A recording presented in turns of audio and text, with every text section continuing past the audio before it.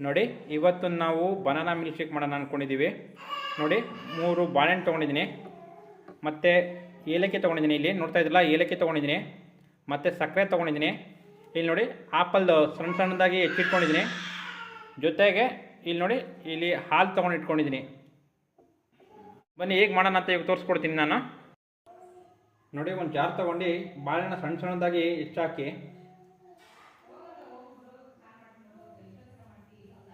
ನೋಡಿ ತೊಗೊಂಡು ಇದ್ರ ಸಣ್ಣ ಸಣ್ಣದಾಗಿ ಹೆಚ್ಚಾಕಿ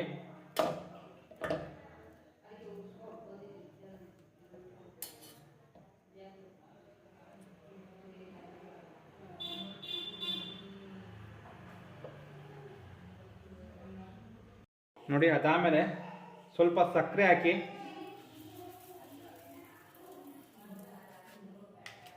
ಅದಾದಮೇಲೆ ಒಂದು ಏಲಕ್ಕಿನ ಓಪನ್ ಮಾಡಾಕಿ. ನೋಡಿ ಇದು ಏಲಕ್ಕಿ ಇದೆಯಲ್ಲ, ಇದು ಓಪನ್ ಮಾಡಿ ಬರೀ ಏಲಕ್ಕಿ ಮಾತ್ರ ಹಾಕಿ, ಇದನ್ನು ಒಳಗಡೆ ಇಲ್ಲ ಬೀಜ ಮಾತ್ರ ಹಾಕಿ, ಇದನ್ನು ಏಲಕ್ಕಿ ಸಿಪ್ಪಿನ ಹಂಗೆ ತೆಗೆದುಬಿಡಿ. ಸಾಕು, ಒಂದೇ ಏಲಕ್ಕಿ ಸಾಕು. ಸ್ವಲ್ಪ ಹಾಲು ಹಾಕೊಳ್ಳಿ, ಆಮೇಲೆ ಎಷ್ಟು ಬೇಕೋ ಅಷ್ಟು ನೋಡಿ ಹಾಕೊಳ್ಳೋಣ ಹಾಲನ್ನ.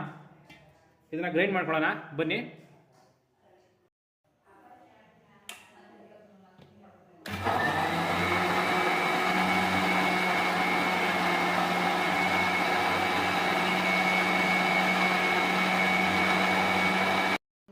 ನೋಡಿ ಇಟ್ಕೊಂಡಿದ್ದೀನಿ. ಈಗ ಬನ್ನಿ ಲೋಟಕ್ಕೆ ಹಾಕೋಣ.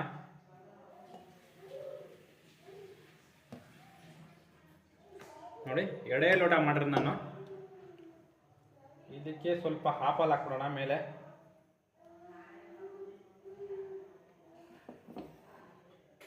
ನೋಡ್ತಾ ಇದ್ರಲ್ಲ, ಇದು ಬನಾನಾ ಮಿಲ್ಕ್ ಶೇಕ್.